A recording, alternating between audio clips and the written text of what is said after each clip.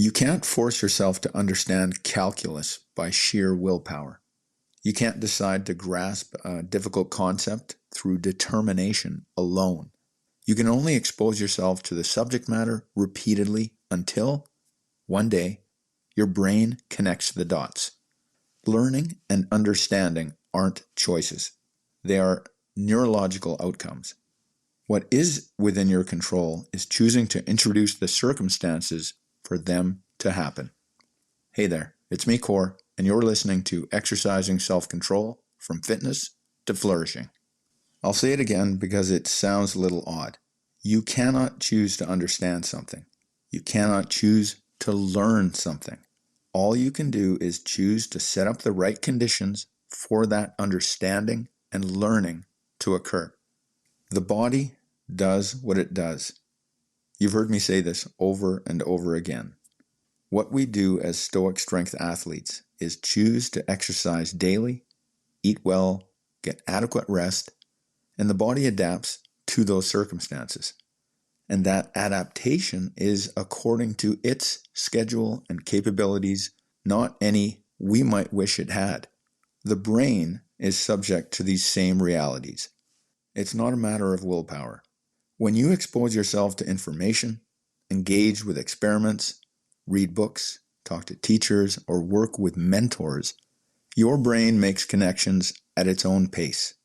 Whether it actually learns is not up to you. It's a physiological process. Your brain will make the connections when it's ready, not when you demand it. This is why some people struggle with a concept for months, then suddenly understand it after one more explanation. The breakthrough wasn't about trying harder. It was about enough exposure finally triggering the neural pathways to connect. Touch fire and it burns. You don't unlearn that lesson.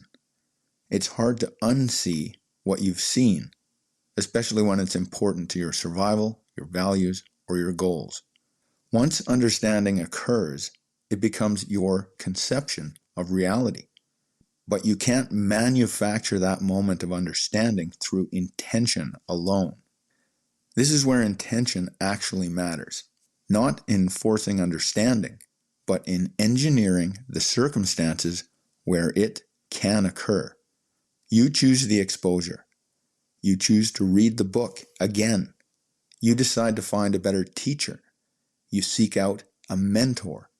You run the experiment one more time. You have a conversation with someone who thinks differently.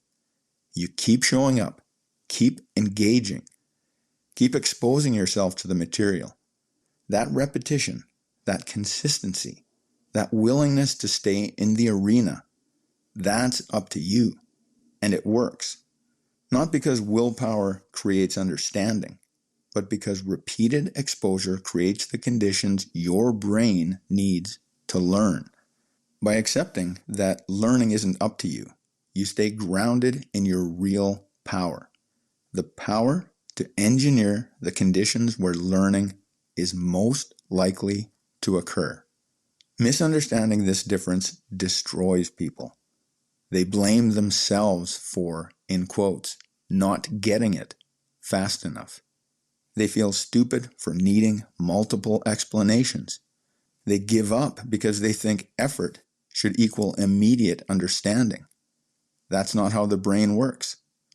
Once you accept that understanding is beyond your direct control, you stop wasting energy on guilt and shame. Instead, you ask better questions. Am I putting myself in contact with the material enough? Am I engaging with the right resources?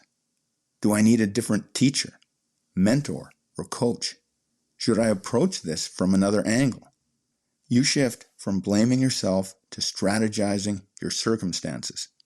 And when understanding arrives, when that synaptic connection happens, you'll recognize it for what it is. Not a gift you were lucky enough to receive, but the result of circumstances you put together on purpose. Learning that lesson is even better than whatever it is you were working on in the first place. That's it for today. Catch you next time.